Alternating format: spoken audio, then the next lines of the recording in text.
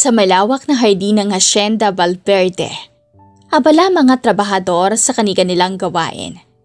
Ang araw ay mataas na sa langit at ang matinding init nito ay nagpapakintab sa pawisang katawan ng mga nagtatrabaho. Isa sa kanila, si Gavin Bautista, ang bagong hardinero. Hubad-baro siyang nagbubungkal ng lupa. Hindi alintana ang sikat ng araw. Matipuno ang katawan nito. Ang bawat kilos ay parang sinadya para ipakita ang kanyang lakas. Mula sa beranda, nakaupo si Senyora Luisa Valverde. Nakatingin pababa habang may hawak na baso ng alak. Kanina pa niya pinagmamasdan ng binata at sa hindi niya maipaliwanag na dahilan, hindi niya maialis ang tingin niya rito. Ang bawat paggalaw ni Gavin, bawat punas ng pawis sa kanyang noo ay parang mapagal sa paningin niya. Napahinga siya ng malalim at nilagok ang natitirang alak sa kanyang baso. Mukhang malusog na. Bulong niya sa sarili. Sabay kagat sa kanyang labi.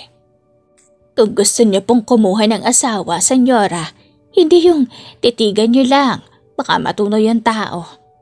Napatalon si Luisa sa biglaang pagsulpot ni Manang Belen. Ang matagal na niyang kasambahay. May dala itong tray ng merienda at ngayon ay nakatayo sa tabi niya. Nakangisi na parang may alam na sekreto. Tumaas ang kilay ni Luisa at agad siyang sumagot. Excuse me? Hindi ko siya tinitingnan. Ngumiti si Manang Belen at inilapag ang tray sa mesa. Aba, kung makatitig naman kayo parang gusto niyong gawing pang ulam. Napapikit si Luisa bago muling lumagok ng alak. Wala akong mabalak mag-asawa. Pero Manang, huminto siya at muling sinulyapan si Gavin. Nakita niyang hinaplos nito ang kanyang mga pawisang batok.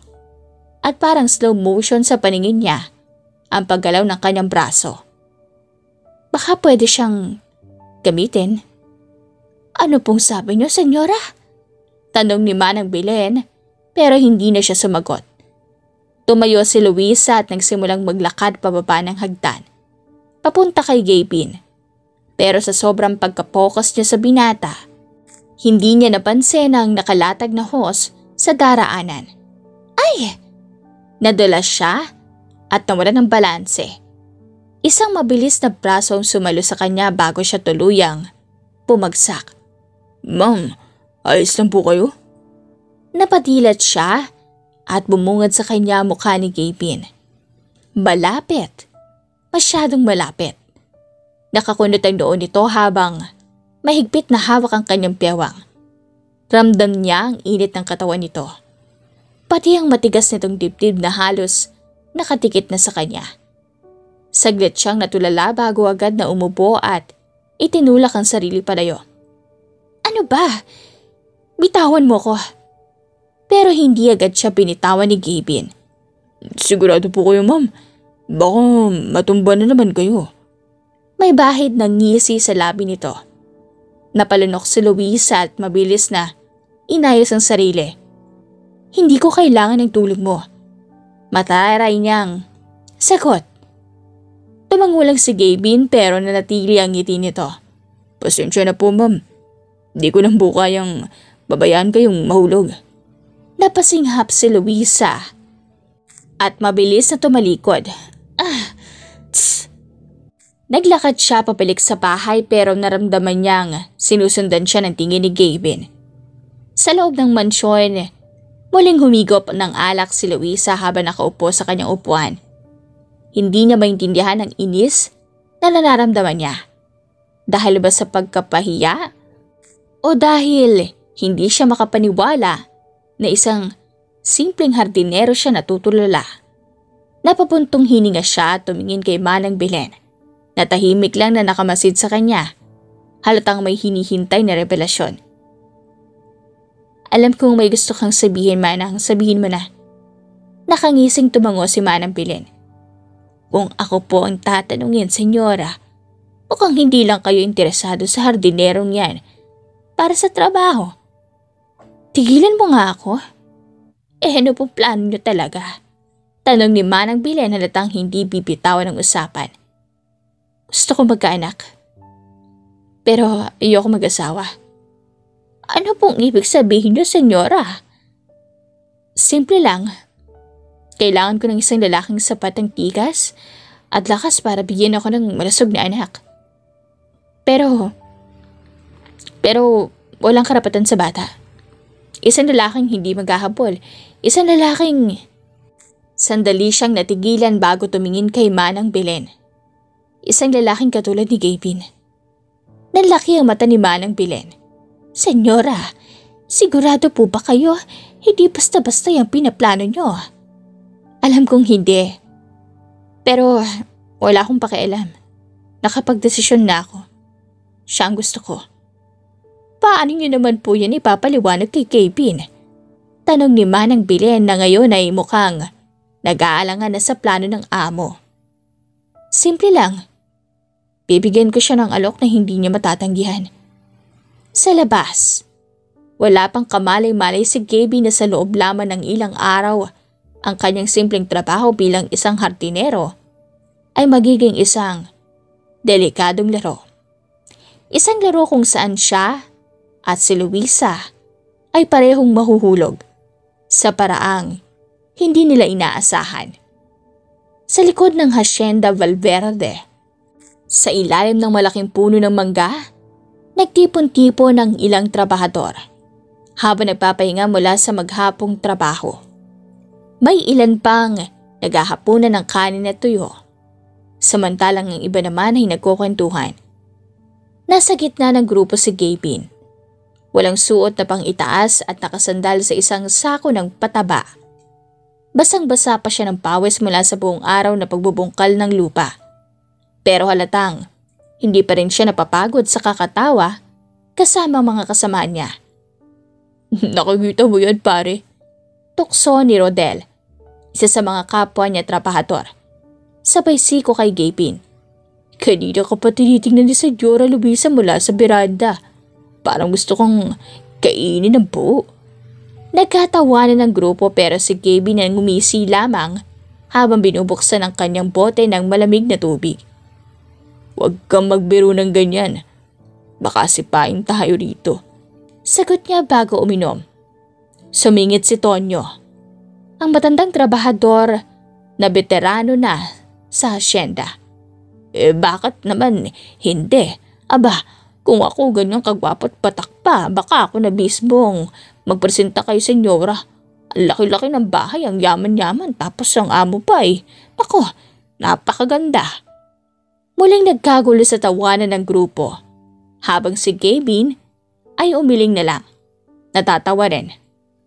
Pues, ikaw na lang ang magpresenta, Mang Tonyo. Natatawang sagot niya. Ako, wala akong bala kung pumatol sa amo ko. Siya ka malamang. Mas gusto niya yung mga mayayaman din kagaya niya. Pero totoo nga, Gavin. Sapat naman ni Berto, ang pinakamasayahing trabador sa grupo. Kanina pa talaga siya nakatingin sa'yo. Kami, kahit magpapogi kami rito, hindi man lang kami nadungawan ni senyora. Baka na naiinis lang kasi natutulog kayo sa oras ng trabaho. Biro ni Gavin, dahilan para muling matawa ang iba. Ngunit biglang sumingit si Tomas, ang pinakatahimik sa kanila pero minsan pag nagsalita ay may laman. O kaya naman, interesado talaga siya sa'yo. Natahimik saglit ang grupo. Tapos isa-isang nagsipag tinginan kay Gavin. Natawa na lang ang binata at umiling. Tigilan niyo na ako. Huwag kayong mag-imbento ng storya. Pero bago pa siya matapos ang kanyang sinasabi, may isang tinig na pumukaw sa kanila. Bakit parang ang saya sa inyo rito? Napabalikwas ang lahat at mabilis na tumayo sa pagdating ni Senyora Luisa. Suot nito ang kanyang silk robe at kahit simple ang kanyang bihis, halatang may otoridad sa kanyang kilos. Tumahimik ang buong grupo at tila nahintakutan ng iba, maliban kay Gavin. Nakalmado lang na tumingin sa amo. Ano pong may paglilingkod namin sa inyo, senyora? Tanong ni Mang Tonyo. Medyo nanginginig ang boses. Ngumiti si Luisa ng bahagya bago lumingon kay Gavin.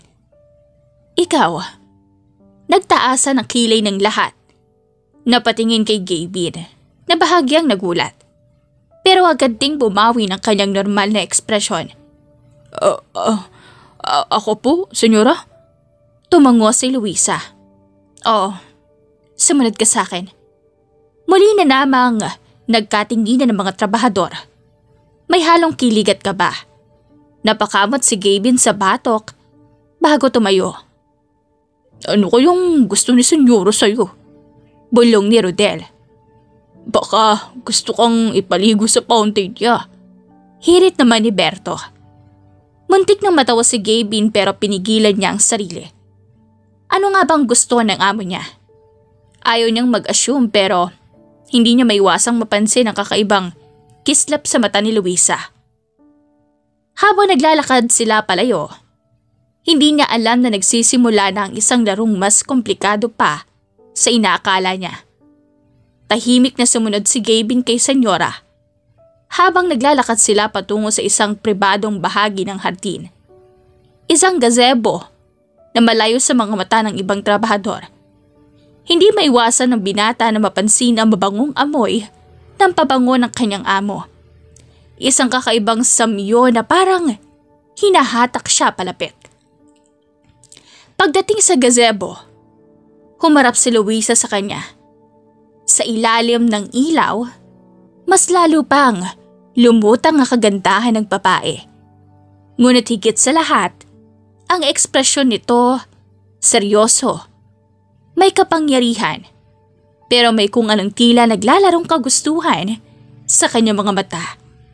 Nagtikom ng labi si Gavin bago magsalita. Ano po bang kailangan niyo sa akin, senyora? Hindi agad sumagot si Luisa. Sa halip dahan-dahan itong naglakad palapit sa kanya. Tinatansya ang reaksyon niya. Hindi naman siya umatras. Pero dama niya ang kakaibang tensyon sa pagitan nilang dalawa. Diretso ay nakita Gavin. Sabi ni Luisa, malamig ang boses. Gusto kong magkaanak. Napakibit balikat si Gavin. Di, mag-asawa po kayo, senyora. Napangisi si Luisa pero halatang inis sa kanyang mata. Ayoko ng asawa. Gusto ko lang ng anak. Napatigil si Gavin. Iniisip niyang baka nagbibigro lang ito. Pero seryoso ang mukha ng babae. Tumikim siya at tumingin ng diretso kay Luisa. Gusto niyo ng anak pero ayaw niyo ng asawa? Tumango si Luisa. At ikaw ang napili kong ama. Parang napri si Gavin sa narinig. Ilang segundo siyang hindi nakapagsalita. Iniisip kung nalason ba siya sa hangin o lasing lang ang amo niya. Pero na makita niya ang diretsyong nakatingin ito sa kanya, napagtanto niyang totoo ang lahat. Oh, teka. Napakamot siya sa batok. Seryoso po ba kayo? Ako? Nagtiklop ang braso si Luisa. Oo. Bakit? May reklamo ka? Napanganga si Gavin. Saglit na di alam ang sasabihin. Siya? Magbibigay ng anak kay Senyora Luisa? Akala niyo noong una, biro lang ang tukso ng mga kasama niya. Pero ito na nga mismo ang amo niya. Diretsahang sinasabi ang alok. Huminga ng malalim si Gavin bago tumingin kay Luisa. Senyora, pasensya na pero bakit ako? Ang dami namang ibang lalaking mayaman. May lahi ng asyendero. Ayoko ng mayamang lalaking mahilig maghabol ng mana. Ang gusto ko, isang lalaking malakas, malusog, at may lahing masipag. Putol ni Luisa. At ikaw ang pinaka-qualified. Nagtaas ng kilay si Gavin. So, para akong pinipili ng breeder? Ngumiti si Luisa. Pwede mong tawagin ganon? Napatulala si Gavin sa sagot ng amo. Hindi niya alam kung matutuwa siya o may insulto. Senyora, seryoso ba talaga kayo rito? Tumango si Luisa. Oo.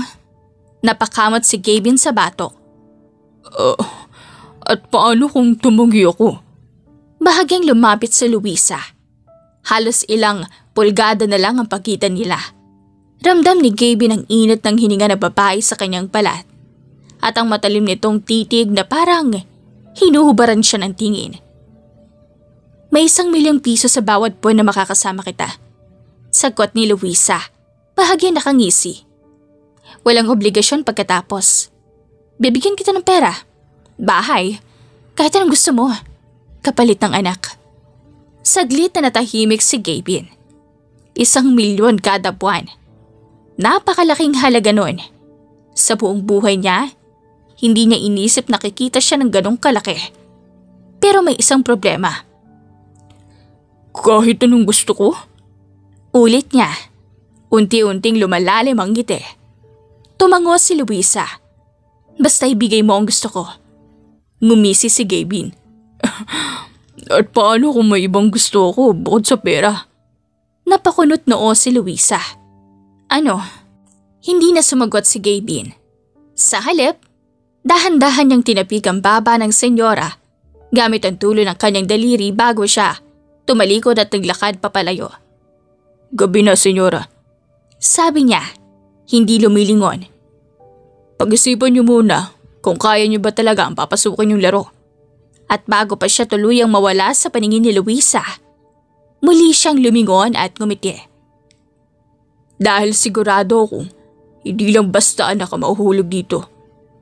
Nagpantig ang tenga ni Luisa sa sagot ng binata. Pero imbes na magalit, nakaramdam siya ng excitement. Mukhang magiging mas interesado kaysa sa inaakala niya. Pagkatapos ng pag-uusap nila sa gazebo, hindi mapakali si Senyora Luisa. Sa unang pagkakataon sa buhay niya, isang trabahador lang ang hindi agad-agad yumuko sa kanyang gusto. Sanay siyang sinusunod. Pero si Gaby, ang binatang inakala niyang basta't kukunin lang niya para sa isang transaksyon, ay tila isang palaisipan na hindi niya agad masagot. Sa loob ng kanyang silid, hawak niya ang isang baso ng alak habang nakatanaw sa labas ng bintana. Mula roon, tanaw niya mga trabahador na nagpapalik sa kanilang mga barracks. At kabilang doon si Gaby. Napansin niyang may isang babae sa tabi nito. Si Marites, isa sa mga tagapagsaing sa kusina. Halakhakan ng dalawa at mukhang may kung anong biruan ang nagaganap. Napakuyom ang kamao ni Luisa. Bakit parang naiinis ako? Hindi niya gusto ang ideyang may ibang babae nagpapalapit kay Gaby. Wala siyang karapatang magdamdam. Hindi naman niya pag-aari ang lalaki. Pero alam niyang hindi siya titigil hanggat hindi niya ito napapasunod. Kung laro ang gusto mo, Gaby, ibibigay ko sa'yo. Kinabukasan maagang dumating si Gaby sa hardin. Hindi pa man sumisikat ang gusto ang araw, abala na siya sa pagtanggal ng mga damo sa paligid ng bagong tanim na halaman. Wala siyang ideya kung anong plano ni Luisa, pero hindi niya rin maitatanggi na may excitement siyang nararamdaman. Hanggang sa isang anino ang lumapit sa kanya. Ang sipag mo naman. Agad siyang napatingala. Nasa harapan niya si Luisa. Suot ang isang eleganteng puting dress na bumagay sa kulay ng kanyang balat. Pero higit sa lahat, may kakaibang ngiti itong dala. Parang may binabalak. Trabaho ko po ito, senyora. Sagot ni Gaby, bumalik sa ginagawa. Ngumiti si Luisa, saka dahan-dahang lumapit. Alam mo, nag-isip ako kagabi tungkol sa alok ko sa'yo. Napahinto si Gaby. At? Ipinapasok na kita sa loob ng mansyon. Napakunot ang noo ng binata.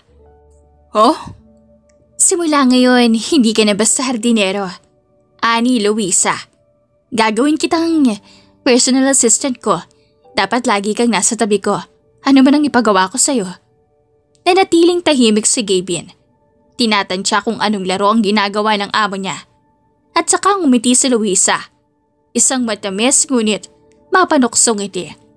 At syempre, may bonus na 1,000,000 piso para sa pagsisimula mo. Nagkibit balikat si Gaby. Akala ko ba gusto niyo lang ako para sa anak? Naglakad palapit si Luisa hanggang halos magdikit na ang kanilang katawan. Gusto kong siguraduhin na ikaw ang tamang lalaking pagpipilian ko. Napatingin si Gavin sa babae. Kitang-kita ang hamon sa kanyang mga mata. Alam niya nilalaro siya ng amo niya. Sinusubukang sukatin ang pasensya niya. Ngumisi siya. Kung ganun, senyora, simula na ang laro natin. Simula nang ilipat ni Gavin sa loob ng mansyon bilang personal assistant, tila nagbago ang ihip ng hangin sa Hacienda Valverde. Ang dating tahimik na lugar ay naging sentro ng pulugan at usapan. Ang mga trabahador ay hindi makapaniwala. Ang mga kasambahay ay nagtataka. At ang mismong si Gavin, kahit patanggap na niya ang alak na Senyora Luisa, ay tila hindi pa rin makapaniwala sa mga nangyayari. Ngunit isang bagay ang sigurado. Hindi ito magiging madali. Ano pong ipag-uutos niyo sa akin ngayong umaga, senyora? Tanong ni Gavin. Nakatayo sa gilid ng hapagkainan kung saan kasalukuyang kumakain ng almusal si Luisa. Naka-cross legs si Luisa habang dahan-dahang iniinom ang kanyang kape. Mula sa suot niyang silk robe na bahagyang bumababa sa balikat hanggang sa paraan na kanyang pagkilos. Alam ni Gavin na may tinatangka itong gawin.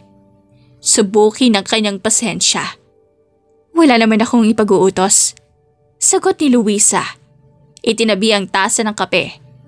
Gusto ko lang na nandyan ka habang kumakain ako.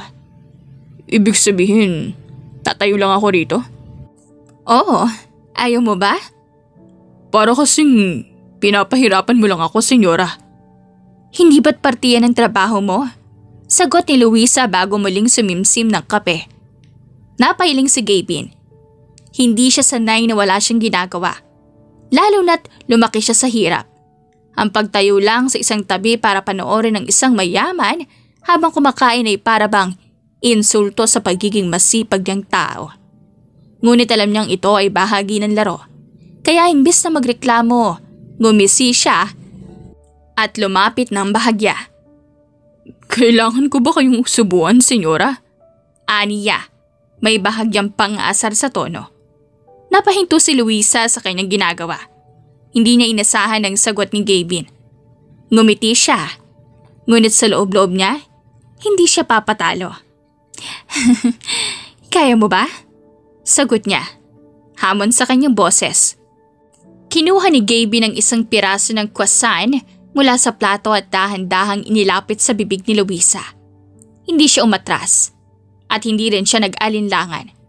Kung ito ang larong gusto ng amo niya, makikisabay siya. Pero sa halip na kagetin ito at tinitigan lang ni Luisa ang binata, hinahayaan ang tensyon na bumalot sa pagitan nila. Ilang segundo silang nagkatitigan. Walang kumikilos. Hanggang sa biglang ngumiti si Luisa at marahang itinulak palayo ang kamay ni Gavin. Huwag ka masyadong excited. Aniya bago siya tumayo mula sa upuan. Marami pa tayong oras. At bago pa makasagot si Gavin, dahan-dahan siyang lumakad palayo. Iniwan itong nakangisi at napapailing. Mukhang hindi lang siya ang mahihirapan sa labanang ito. Maliwalas ang umaga sa Hacienda Valverde. Ngunit para kay Senyora Luisa, may kung anong kakaibang init ang nararamdaman niya. At hindi ito dahil sa sikat ng araw.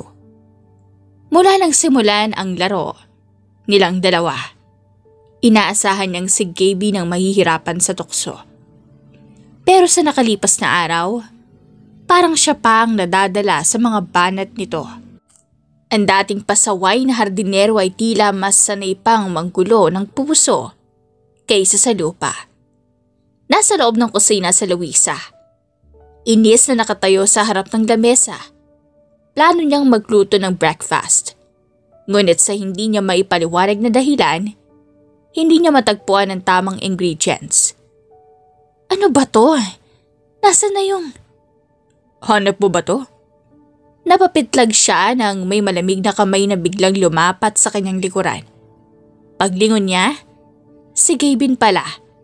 Hawak ang isang tray ng itlog pero ang ikinagulat niya ay ang posisyon nila. Sobrang lapit. Halos nakayakap na ito mula sa likuran niya. Gavin!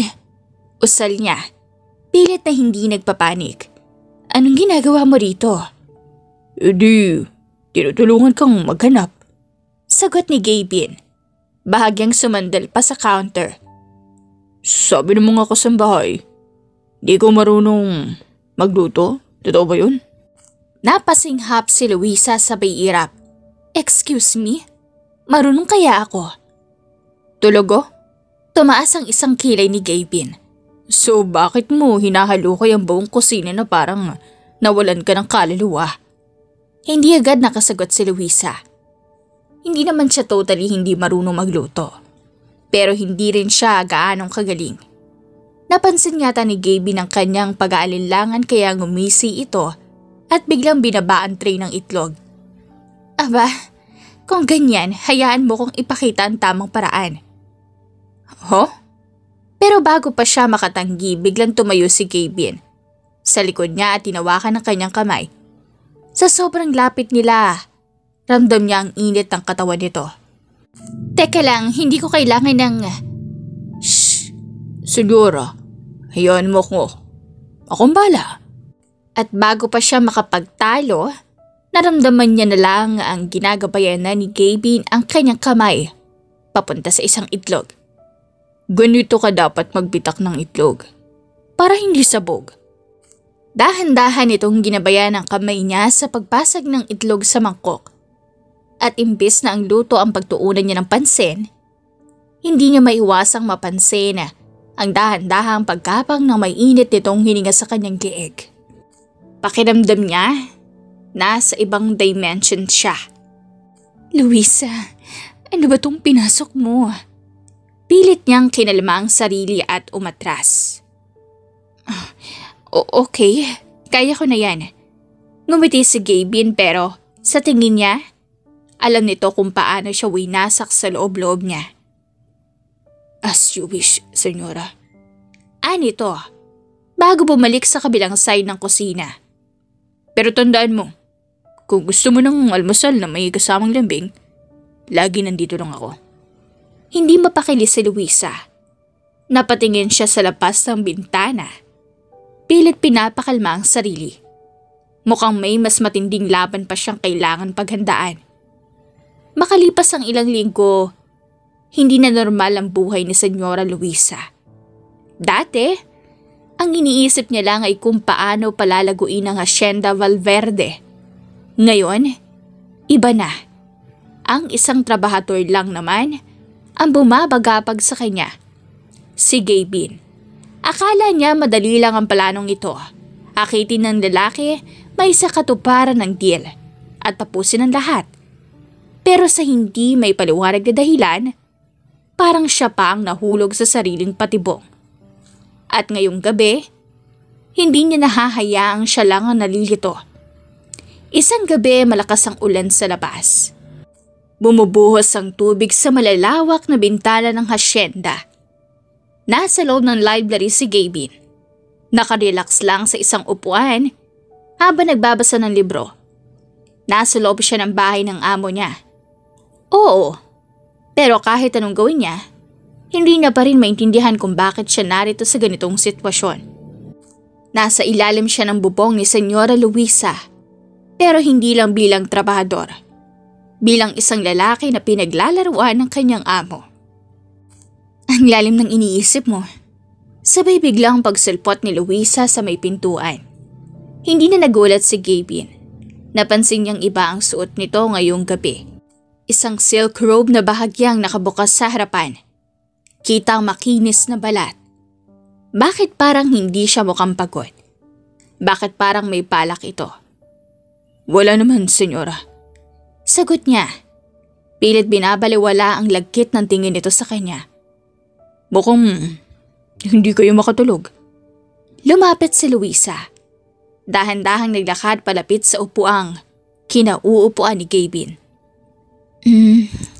Kasi may gumugulo sa isip ko. Tinitigan lang siya ni Gabin. Hindi makapaniwala sa pinapakita ng babae. At ano naman yun? Napangiti si Luisa. Hindi siya umupo sa harap ni Gabin. Sa halip, umupo siya sa armrest ng upuan nito. Masyadong malapit. Masyadong delikado. Kasi, aniya, bahagyang inikot at itinukod ang kamay sa dibdib ni Gavin. Hanggang ngayon, hindi mo pa rin ako sinasagot. Napakunot ang noo ng binata. Tungkol saan? Napangiti si Luisa. Sa alok ko. Puntisin mo ko. Saglit na natahimik ang silid. Isang linya lang, pero parang nagliyab ang buong paligid ni Gavin. Hindi siya makapaniwala kung kaano kabilis at kapangis sumugod ang amo niya. Akala niya, siya ang manggugulo kay Luisa. Pero mukhang ibang klase ang babaeng ito. Ito ang tipo ng senyorang hindi nagpapatalo. Akala ko ba, gusto niyo pang pag-isipan? Tanang niya, pinipigilan ang sarili na mapaubo. Matagal ko nang napag-isipan, Gavin. Aniya, bumaba ang kamay mula sa dibdib niya papunta sa braso. Ang tanong, ikaw, napatingin si Gavin sa kanya. Hindi siya mahina sa tukso. Pero si Luisa ay isang tukso na hindi madaling labanan. Kahit anong gawin niya, amoy niya ang natural na bango nito. Ramdam niya ang init ng katawan nito malapit sa kanya. At higit sa lahat, alam niyang nilalaro siya nito. Pero kung laro ang gusto nito, laro ang ibibigay niya. Biglang humawak si Gavin sa bewang ni Luisa. Isang matibay ngunit banayad na kapit. Napapitlag ang babae. Hindi inaasahan ang biglang paggalaw nito. Tinitiyak mo ba talaga yan, senyora? Bulong ni Gavin, mababa ang boses. Baka kasi hindi mo ko kayanin. At hindi mo kayanin ang laro. Napangiti si Luisa. Pero ramdam niya ang panlalamig ng kanyang balat.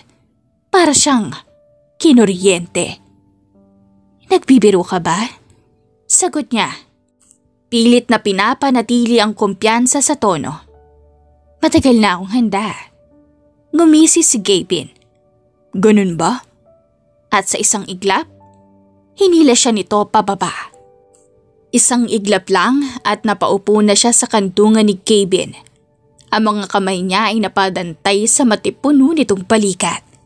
At doon niya napagtanto. Mali ang iniisip niya. Siya ang naghamon pero mukhang siya ang natalo. Gavin, shh! Bulong ng lalaki. Dahan-dahang inaayos ang hibla ng buhok na nahulog sa mukha niya. Hindi ka dapat nagpapababa ng sarili, senyora. Tinitigan ni Luisa ang mukha ni Gavin. Malapitan, lalo lang niyang napansin ang matalim nitong mga mata, ang matangos na ilong at ang bahagyang ngiti sa labi. At doon siya bumigay. Naramdaman ni Gavin ang bahagyan panghihina ng katawan ni Luisa. At hindi niya na pinatanggal pa ang paghihintay. Hinapit niya ito palapit. At saka niya hinalikan. Isang halik na hindi nag-aalinlangan. Isang halik na puno ng tensyon, pagsubok, at hindi na matatakasan pang tukso. Nabitawan ni Luisa ang mahina niyang ungol sa pagitan ng kanilang labi. Hindi niya alam kung paano ito nangyari.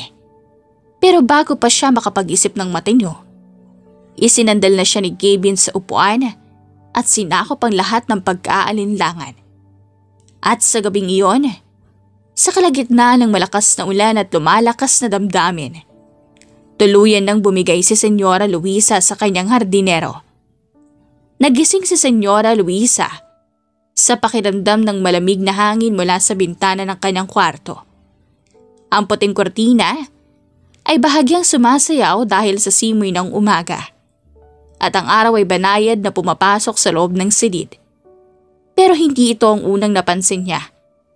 Ang unang pumasok sa isip niya ay ang init ng katawan ng lalaking nakahiga sa tabi niya. Si Gavin. Nakapikit ito. Mahimbing ang tulog pero ang isang braso niya ay nakayakap pa rin sa baywang ni Luisa. Napalunok siya. Totoo nga nangyari kagabi. Sa wakas, naisakatuparan na niya ang kanyang plano. O siya pa ang naisahan. Napatingin siya sa mukha ni Gavin. Walang kahit isang bakas ng pagsisisi rito. Sa halip, mukhang ito pa ang pinaka-relax na nakita niya ito. At doon niya napagtanto, gago talaga ang lalaking to. Pilit niyang giniangat ang braso nito para makatayo. Pero biglang bumuntong hininga si Gavin at hinigpitan pa ang yakap sa kanya. Maga na, senyora. Bulong ng lalaki. Hindi pa rin dumidilat. Napairap si Luisa. Bitawan mo ko. Ngumiti si Gavin at sa wakas, iminulat niya ang mga mata. Mapungay ang tingin niya rito. Hindi dahil bagong gising siya, kundi dahil may alam siyang hindi alam ng amo niya. Ayaw mo bang ganito sa umaga? Tanong niya, mas lalong dinikit ang katawan sa kanya. Masarap gumising na may kayakap, di ba? Napasinghap si Luisa. Pilit na itinatago ang pamumula ng pisngi. Hindi kita niyaya para magyakapan. May deal tayo. So gusto mong umalis ako pagkatapos nung nangyari kagabi? Tanong ni Gavin, habang hinahaplos ang likod niya, pababa sa kanyang balakang. Ang lamig kasi ng kwarto mo, mukhang masarap pang manatingli rito. Nakagat ni Luisa ang labi niya. Kahit anong gawin niya, hindi niya kayang pigilan ang reaksyon ng katawan niya tuwing hinahawakan siya nito. Hindi ako mahilig sa klingi. Aniya, pinipilit ang sarili na kumawala. At saka kailangan ko ng bumangon. Biglang nagangat ng kilay si Gavin. Seryoso ka? Tumango siya. Pero, senyora, paano kung mabuntis ka na? Nanigas si Luisa. Oo nga, paano kung mabuntis na siya? Natulala si Senyora Luisa kahit pa siya mismo ang may gusto ng lahat ng ito. Hindi pa rin siya handa sa tanong ni Gavin. Posibleng mabuntis na kita, senyora. Kahit na isang beses pa lang may nangyari sa ating dalawa. Para namang wala lang kay Gavin. Nakangiti itong nakaunan sa kamay niya habang pinapanood siyang magpanik sa isip niya. Huminga ng malalim si Luisa at pilit kinalma ang sarili. Hindi pa naman sure. Wala pang kasiguraduhan. Kailangan niyang magpakatatag. Bumangon siya mula sa kama. Itinakip ang kumot sa katawan niya habang dumiretso sa gilid ng kwarto kung nasaan ang kanyang robe. Wala pang kasiguraduhan, Gavin.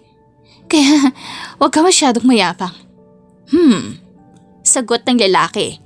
Hindi bumabangon mula sa kama. Pero senyora, kung sakali, anong gagawin mo?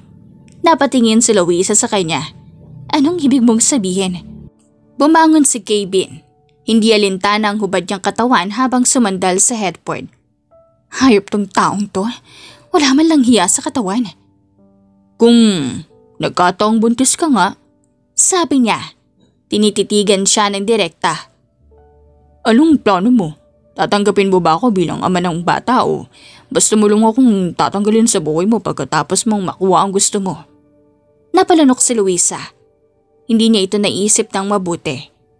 Alam niyang gusto niyang magkaanak. Yun lang ang sigurado siya sa ngayon. Pero si Gavin, hindi niya inisip kung anong magiging papel nito sa buhay niya kung sakaling ang nagtagumpay ang plano niya. Kaya pilit niyang iniwasan ang tanong. Tatawagin ko si Tita Esther para ihanda ang almusal. Aniya, habang naglalakad palabas. Ngunit bago pa siya makalayo, biglang bumangon si Gavin at hinila siya sa bewang. Dahilan para mapasandal siya sa dibdib nito. Ginagawa mo. Asik niya kahit pa halos matunaw siya sa init ng balat nito. Sumasagot ka ng tanong nang hindi naman talaga sumasagot. Bulong ni Gavin sa leg niya. Hindi ko alam kung nasusubukan mo na to dati pero may hirap iwasan ng responsibilidad, senyora. Napakapit si Luisa sa kamay niya. Hindi makalapan. Bakit parang siyang natatalo sa laban na siya mismo ang nagpasimuno? Lalong hinapit ni Gavin ang yakap niya. Kung sakaling ang buntis ko, anong gagawin mo sa akin ha? Napasinghap si Luisa nang dumampi ang labi nito sa kanyang balikat. Isang banayad ngunit mapanuksong halik. Pumikit siya. Pilit na hinahabol ang kontrol sa sitwasyon. Gavin? Yes, senyora. Napatingin siya sa lalaki. Gago talaga to. Bakit parang siya na ang may hawak ng alas? Kumalas siya sa yakap nito at nilingon nito ng matalim. Kung sakaling nang buntis ako, malalaman mo rin sa tamang panahon.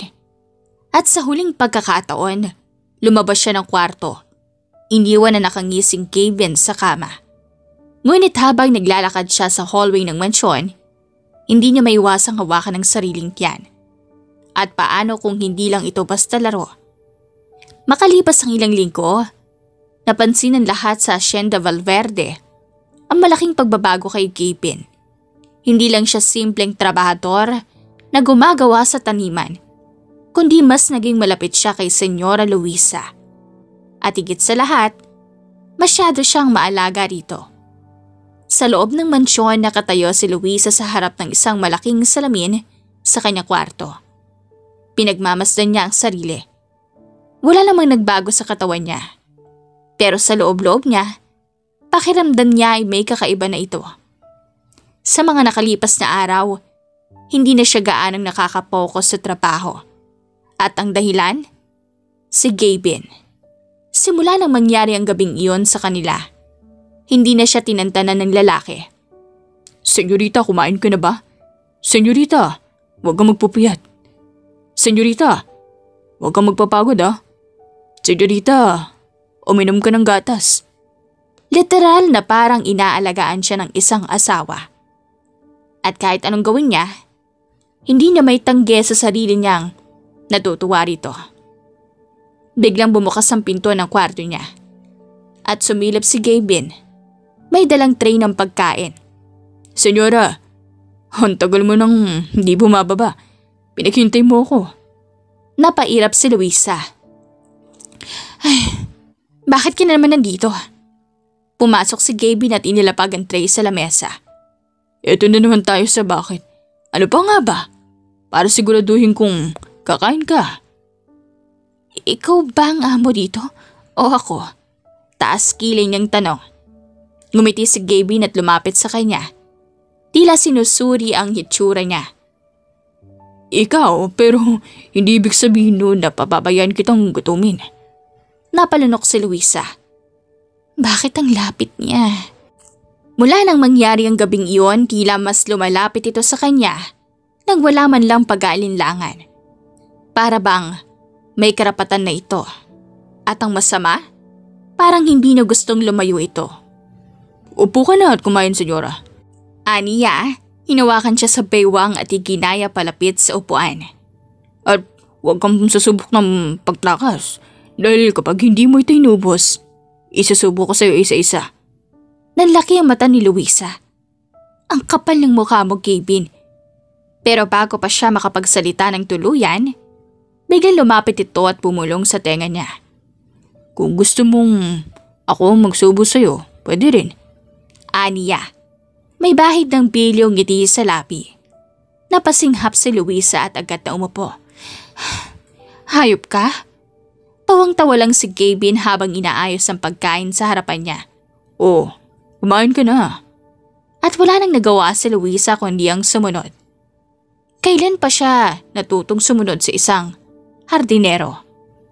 Dahil sa kakaibang atensyon ni Gavin kay Senyora, mabilis itong napansin ng mga trabahador.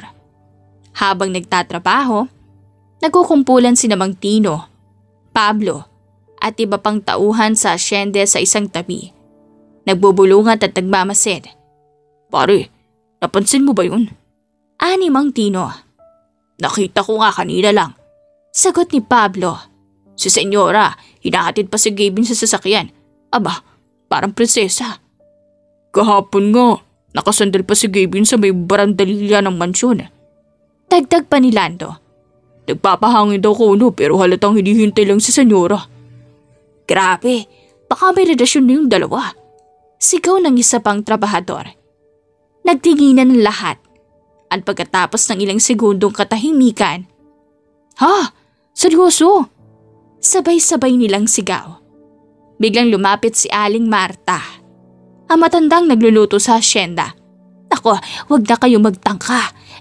Malakas ang kutob ko, may something ang dalawa. Bakit naman?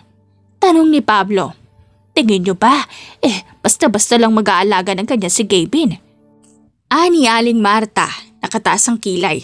Aba, minsan nga. Sinisigurado pa niyang may gatas si senyora bago matulog. Ewan ko na lang kung hindi yan pag-aalaga ng isang asawa. Nagtinginan ulit ang lahat. Hala, confirmed na. Sigaw ni Lando. Aba, kung totoo yan, di jackpot si Gavin. Hardin rin noon. Amo na ngayon. Tangina, paano niya nagawa yun? Gusto ko rin ng tips. Sa garden. Hindi alam ni Luisa kung paano siya nalagay sa sitwasyong ito. Nasa gitna siya ng hardin. Hawak ang isang baso ng gatas habang nakatayo sa harap ni Gavin na nakaakbay sa kanya. At pinapanood sila ng halos lahat ng tauhan. Napansin niyang tahimik ang mga ito. Pero bakas sa mga mata nila ang matinding chismis. Napasinghap si Luisa at agad niyang tinanggal ang akbay ni Gavin. Ano bang ginagawa mo? Ha? Wala. Nag-aalaga lang. Inosenteng sagot nito. Bakit tayo mo? Ang daming nakatingin sa atin, Gavin. Pabulong niyang asik. Ngunit imbes na makinig, mas lalo pang lumapit si Gavin at binilungan siya sa tenga. Iyan mo sila, senyora. Bulong nito, mababa ang tono. Sanay naman sila na ikaw ang amo nila. Ngayon lang naman nila nakita na may amo rin ang amo nila. Namilog ang mata ni Luisa. Papatayin niya talaga ang lalaking to. Ilang buwan ang lumipas. Dati, si Gavin ang laging nangungulit at nagpapakita ng atensyon kay Senyora Luisa. Pero ngayon, nagbaligtad na ang mundo. Sa loob naman ng mansyon, nakatayo si Gavin sa harap ng salamin sa loob ng kwarto niya. Nagbubutones ng kanyang polo. Palabas na sana siya nang biglang bumukas ang pinto. At isang pamilyar na figura ang sumulpot. Si Senyora Luisa. Suot nito ang puting silk robe niya. Medyo magulo pa ang buhok. At halatang kakagising lang. Pero ang pinaka nakakapagtaka, nakatitig lang ito sa kanya. Napangiwi si Gavin. Ano na naman po yan? Hindi sumagot si Luisa. Pagkas dahan-dahan siyang lumapit kay Gavin, saka yumakap mula sa likuran nito. Nagtaas ng kilay si Gavin. Tiningnan nito sa salamin. Senyorita, may kailangan ka ba? Lalong humigpit ang yakap ng babae. Wala naman. Napatingin si Gavin sa kanya. Nagdududa. Bolo? Umiling si Luisa habang dinidikit ang pisngi sa likod niya. Wala. Napangisi si Gavin. Abat, ang harap ng senyoro ngayon ah. Hinawakan niya ang mga kamay ni Luisa na nakapulupot sa kanyang bewang. Bakit ang claiming mo yun? Lalo pang idinikit ni Luisa ang sarili sa kanya. Bawal? Umiling si Gavin. Bumuntong hininga na lang. Hindi naman, pero senyorita, may trabaho pa ako sa asyenda. Biglang nagsimangot si Luisa at bumitaw sa yakap. Ano bang mas mahalaga? Ha, Gavin? Ako o ang trabaho mo? Napangiti si Gavin sa tanong nito. Putya, dati siya ang laging iritable pag masyado siyang malapit. Tapos ngayon siya na ang nagagalit kapag may ibang ginagawa ito. Kunwari niyang nag-isip. Siguro ikaw. Biglang lumiwanag ang mukha ni Luisa. Talaga? Gumiti si Gavin at tumango. Pero bago pa matuwa ng husto si Luisa, lumapit siya rito at biglang hinalikan ito sa noo. Saka mabilis na lumayo. Pero babalik pa rin ako sa trabaho. Aniya, sabay lakad papunta sa pinto. Napatulala si Luisa. Ha? Gavin! Napahalakak si Gavin habang bumaba ng hagdan.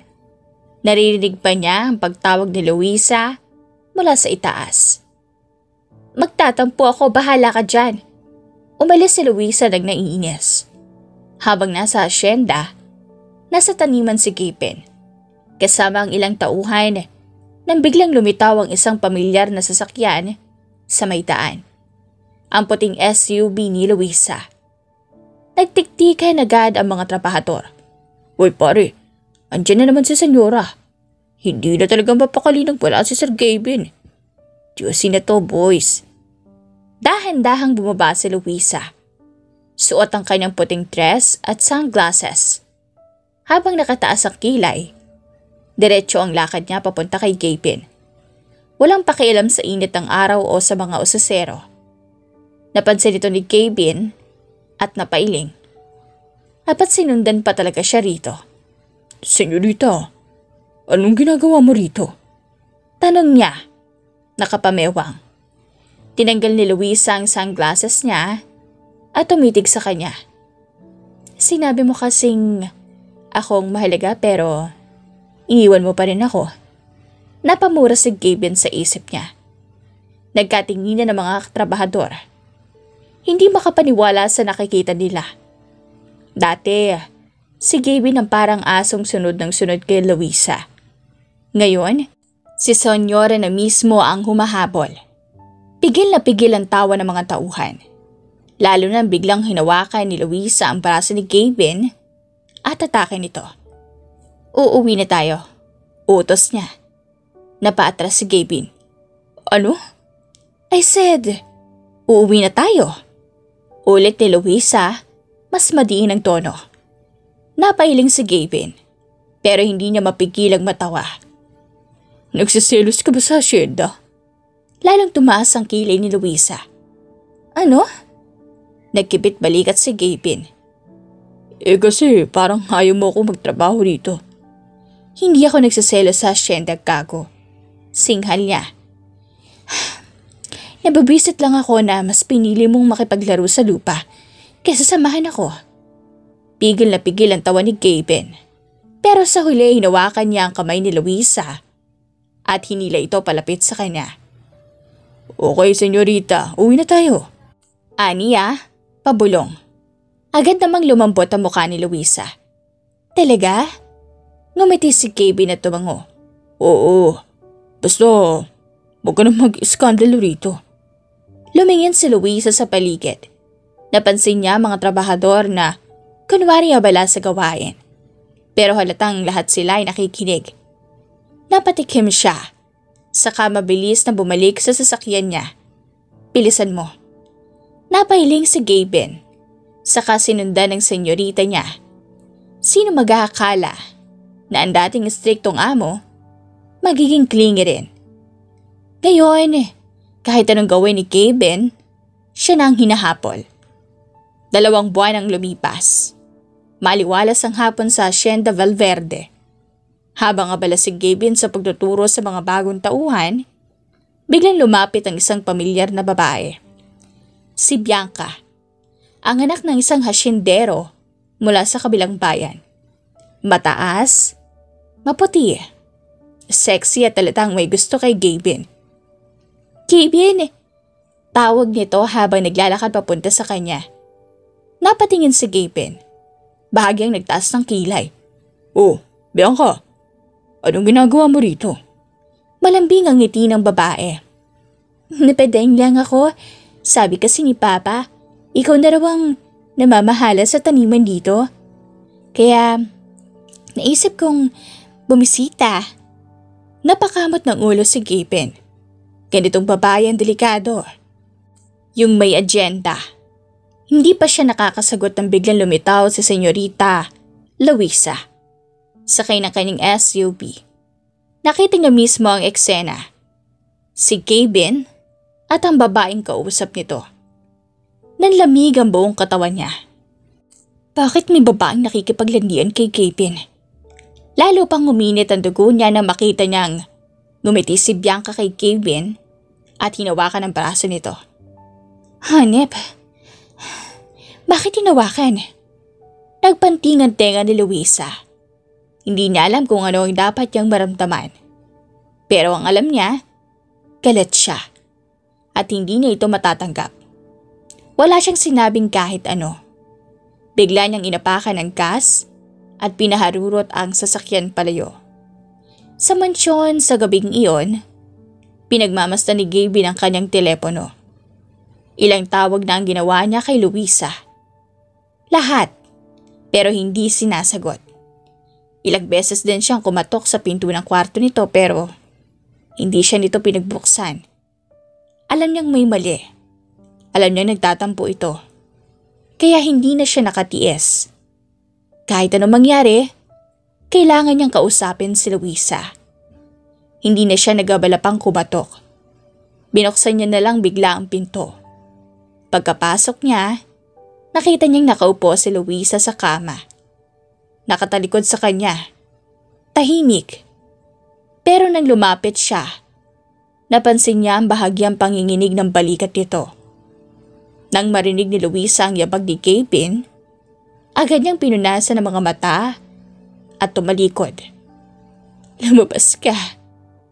Napakurap si Kevin.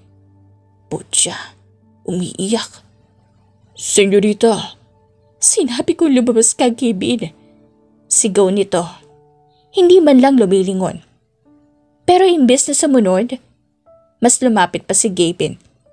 Hindi ako lalabas hanggat hindi mo sinasabi kung anong problema mo. Huminga ng malalim si Luisa. Pilit na pinipigilan ng luha. Wala ako problema. Napangisi si Kevin. Putya, classic lang yun ng mga may problema. Umupo siya sa gilid ng kama malapit sa kanya. Kung wala kang problema, bakit ka umiyak? Hindi ako umiyak. Hindi. Bakit basa ang pisngi mo? Agad na tinakpan ni Luisa ang mukha niya gamit ang kumot. Kevin, lumabas ka. Ngunit sa halip na sumunod mas lalo siyang lumapit. At sa isang iglap, hinila niya ang kumot pababa. Saka tinapat ang mukha sa buka ng babae. Senyorita. Bulong niya, titig na titig rito. Nagsiselos ka ba? Nanlaki ang mata ni Luisa. Ano? Napakagat siya sa labi. Pilit na iniiwas ang tingin pero halatang hindi niya alam ang gagawin. Umiling si Kevin. Saka hinaplos ang pisngi nito. Kung nagsiselos ka, sabihin mo na lang. Aniya pa bulong. Pag mo na akong pahirapan. Hindi pa rin sumasagot si Luisa. Pero nang maramdaman niya ang mainit na palad ni Kevin sa kanyang pisngi, hindi niya napigilan ang sariling sumandali rito. Ayoko lang na may papaing lumalapit sa'yo. Bulong niya. Halos hindi marinig. Bakit? Hindi sumagot si Luisa. Pero naramdaman niyang hinilikan siya ni Kevin sa noo. Baliw. Nito habang hinahaplas ang buhok niya. Ikaw lang naman ang gusto ko. Lalong lumakas ang tibok ng puso ni Luisa. Napakapit siya sa dibdib ni Kevin, saka idiniin ang sarili rito. Dapat lang. Napangisi si Kevin. Sungit mo. Tumingala si Luisa at tiningnan siya ng masama. May gusto ka? Isa lang. Bulong ni Kevin. Gusto ko kitang halikan. Bago pa makasagot si Luisa, sinakop na ni Kevin ang labi niya. At sa gabing iyon, mas naging malinaw kay Luisa ang isang bagay. Hindi niya na kayang mawala si Kevin. Sa loob ng banyo, umaga na. Nakatayo si Senyora Luisa. Nakatitig sa 2 linya sa pregnancy test na hawak niya. 2 linya. Positive. Buntis siya. Napaupo siya sa gilid ng bathtub. Hindi alam kung matatawa o maiiyak. Matagal na niyang gustong magkaanak. Pero ang hindi niya inaasahan ay ang pakiramdam ng kasiyahan na kasama nito. Akala niya, pagkatapos niyang makuha ang gusto niya, wala na siyang mararamdaman. Pero hindi. Dahil mahal niya na si Kevin. Kinagabihan, hindi mapakali si Luisa habang naghihintay sa hapagkainan. Kanina pa dapat umuwi si Kevin pero wala pa rin ito. Nasa kalagitnaan siya ng pagsasali ng wine nang may lumapit na tauhan sa kanya. Senyorita, may gusto lang po ako sabihin. Tiningnan niya siya ni Luisa. Ano yun? Nag-aalangan lumapit ang tauhan. May kakaiba po kay Sir Kevin. Napakunot ang noon ni Luisa. Anong ibig mong sabihin? Kasi po may mga nakakita akong lalaking dumalaw sa kanya kanina. Hindi ordinaryong bisita. Mga nakaitim may dala pang mga baril.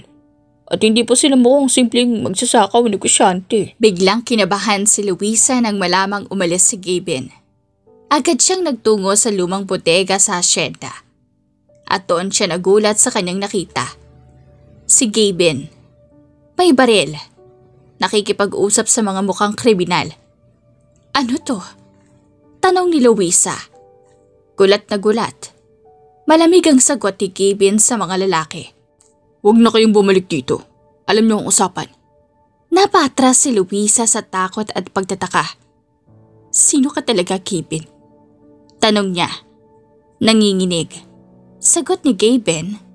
Hindi ako ordinaryong hardinero. Matagal na kitang binabantayan. Mas lalang nasaktan si Luisa nang malaman niyang hindi lang basta trabaho ni Gavin ang pagiging hardinero, kundi isa pala siyang tagapagtanggol ng pamilya nila.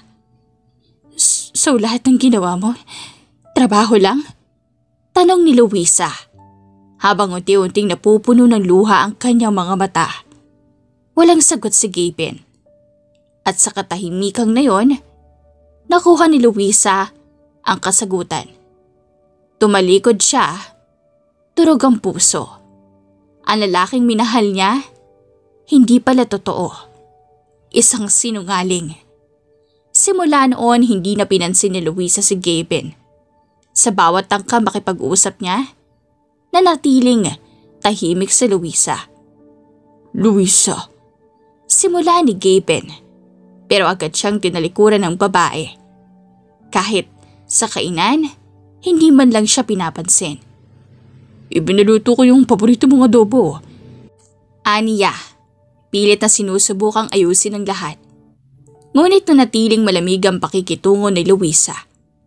Unti-unti, naramdaman ni Gavin na hindi ito basta tampo. Nasaktan niya talaga si Luisa. Sa isang lihim na inuman sa ilalim ng asyenda, naglabas ng sama ng loob si Gavin sa mga dating kasama. Tinoksyo siya ni Paolo at Marco. Lintik bro, napaamo ka ng babae. Ngunit ang totoo, hindi siya makatawa. Mahal ko siya. Amin ni Gavin.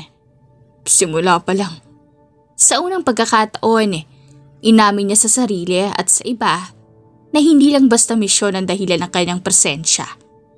Pag-ibig. Kaya ngayong umaga, habang naglalakad si Luisa sa hardin, dala ang isang tasa ng kape, ang bumagabag sa isip niya ay simple lang. Paano mo tatanggapin ang isang pusong nagsinungaling? Pero tunay ang pagmamahal. Habang sinusubukang kalimutan ni Luisa ang sakit, isang sorpresang setup sa hardin ang bubungad sa kanya. Mesa, bulaklak, kandila at paborito niyang pagkain. Ano to? Kulat yung tanong. Lumabas si Gavin. Mukhang chef. Dala ang tray. Good morning, senyorita. Nakangiting bati nito. Dahil ayaw mo kong kausapin, daanin natin sa pagkain. Pagamat nagpigil, naupo si Luisa. Habang kumakain, tinapat na siya ni Gavin. Hindi trabaho ang dahilan kung bakit kita inalagaan. Kung bakit kita minahal. Sagot ni Luisa. Depende. Sa ano? Anong depende? Tanong ni Gavin. Kung may dessert pa ako makakain pagkatapos nito. Lumapit si Gavin. Bumulong. Ako ang dessert mo, senyorita. Napalunok si Luisa. Paano pa ba siya magagalit kung ganun ang sagot ni Gavin? 2 araw matapos ang sweet na breakfast surprise. Tahimik na nagkakatinginan sina Luisa at Gavin. Nakahilig sa Luisa sa upuan habang si Gavin ay napangiti pa rin. Proud sa konting progreso sa pagitan nila. Anong ngingiti-ngiti mo dyan? Irap ni Luisa bahagyang namumula. Masaya lang ako. Sagot ni Gavin. Akala ko kasi hindi na kita mapapatawad. Hindi pa rin kumbinsido si Luisa. Pero hindi rin niya maitago ang kilig nang unti-unti siyang lapitan ni Gavin para kunin ang dessert na pangako nito. Hinalikan siya sa pisngi. Panayad pero may halong lambing. Ang kapal na mukha mo, sabi ni Luisa habang pilit tinatago ang pamumula ng mukha. At bago matapos ang gabi, tinawag siya ni Gaby na baby mama. Na ikinagulat at kinilig niya ng sobra. Wala na siyang kawala. 4 na buwan ang lumipas at hindi na simpleng hardinero si Gaby. Ipinakita na niya kay Luisa ang tunay niyang mundo. Ang mundo ng mafia.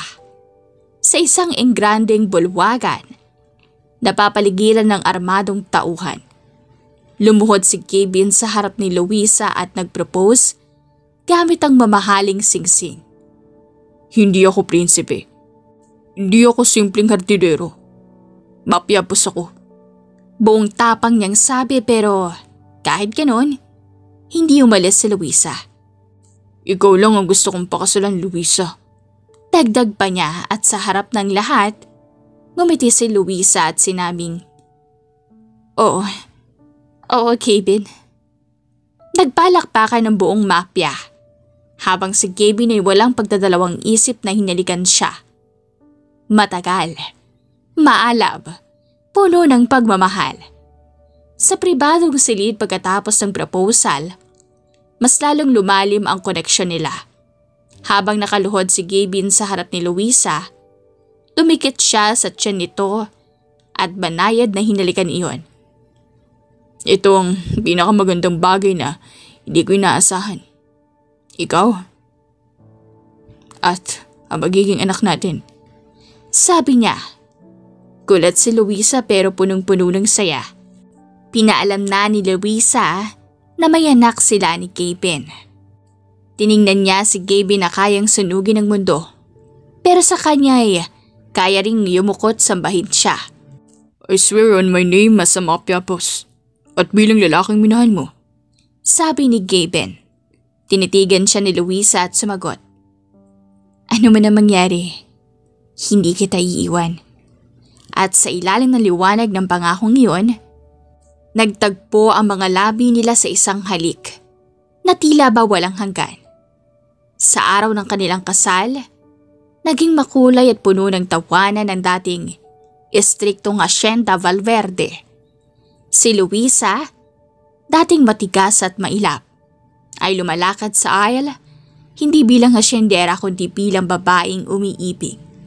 Sa kabila ng eleganteng setting ng kasal, hindi nawala ang kalokohan.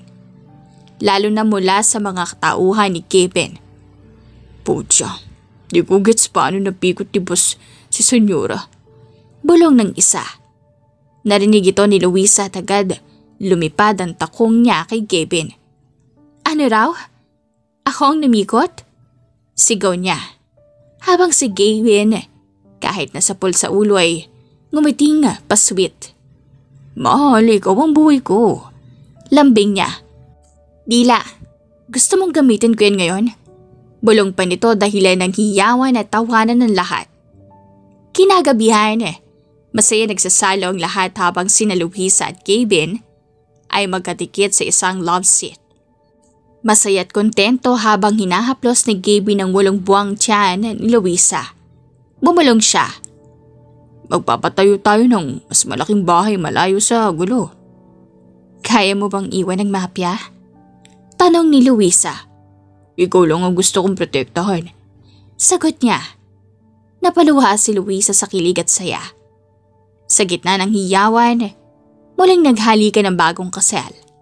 Mahaba, maalab, at puno ng pangako. 1 linggo matapos ang kasal, sa isang pribadong isla, mas lalo silang naging malapit.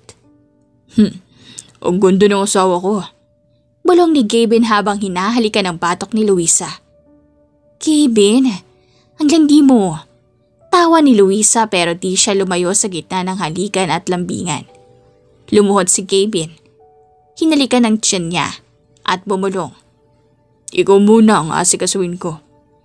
Tumigil ang mundo ni Luisa sa lambing at pagmamahal na iyon. At sa gabing iyon, walang nakatulog sa isla, maliban sa alon ng dagat at sa ihip ng hangin. Kinabukasan ng umaga nakahiga si Luisa sa kama. pagod pero mangiti sa labi. Katabi niya si Gavin. Nakayakap sa kanya habang mahimbing na natutulog. Mahinang ungol niya nang maramdaman niyang kumalaw si Gavin. Good morning, mahal. Bulong nito habang hinahalikan ang noo niya. Napangiti si Luisa. Good morning. Gusto mo ng breakfast in bed? Tanong ni Gavin habang hinahaplos ang buhok niya. Teka lang, kunot noong sabi ni Luisa.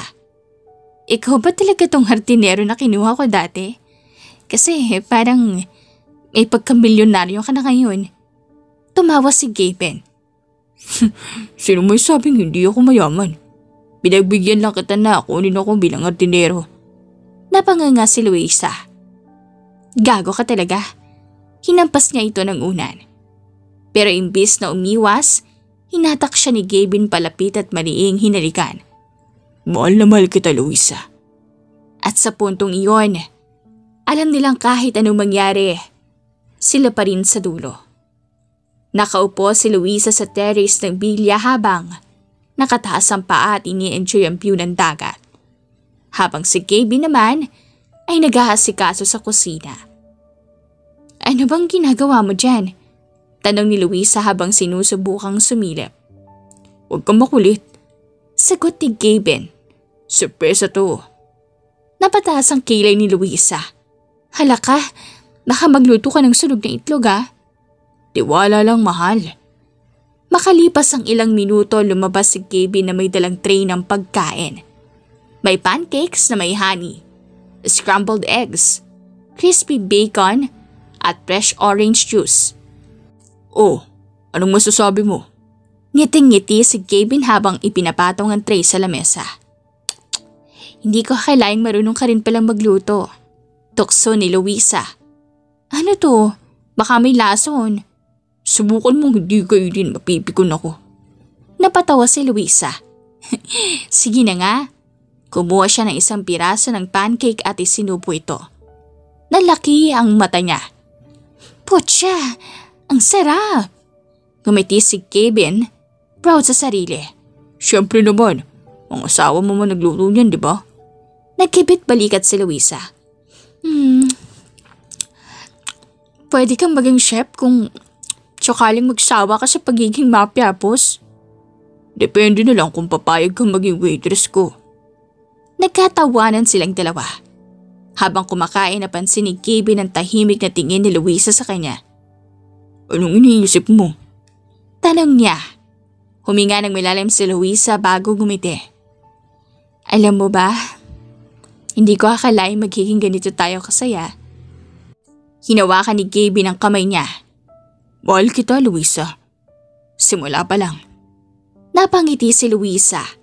Saka hinaplos ang tiyan niya. At ngayon, may bunga na ang pagmamahal natin. Lumuhod si Gavin sa harapan niya at marahang hinalikan ang tiyan nito. Mahal na mahal ko kayo. Naluha si Luisa sa sobrang saya. At sa araw na iyon, mas lalong naintindihan kung gaano kahalaga ang isa't isa. Sa mundo ng mafia at hasyenda, walang ibang mas mahalaga kundi ang pamilya. Wakas,